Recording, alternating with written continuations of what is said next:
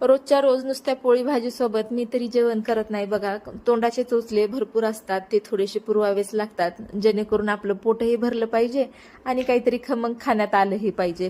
तर इथे मी 2 ते 3 पापड असे भाजून घेतले होते उडदाचे आणि त्यावरती कांदा कट केलेला, बारीक कट केलेला, टोमॅटो, कोथिंबीर घातली, लाल तिखट घातलेला आहे, छान असं खमंग तोंड पडण्यासाठी थोडंसं एक्स्ट्राच घातलं, चाट मसाला टाकलेला आहे आणि छान असं मिक्स करून तोंडी लावण्यासाठी अप्रतिम वेळेवर होणारा पदार्थ आहे बघा. टेस्ट भन्नाट लागते, नक्की ट्राय करा. लगेच मी उपवास सोडून अखिलेशला घेऊन निघाले. ढोल ताशा पथक त्यामध्ये त्यांना ॲडमिशन घेतलेलं आहे त्याचं, कारण गणपती विसर्जनच्या दिवशी जे ढोल पथक वाजतात त्यामध्ये त्यालाही वाजवण्याची खूप इच्छा आहे आणि आवडही आहे आणि त्याच्या आवडीनिवडी आपणच जपल्या पाहिजेत मुलांच्या. त्यासाठी आम्ही त्याला तिथं ॲडमिशन दिलेलं आहे. किती छान वाजवत आहेत बघा.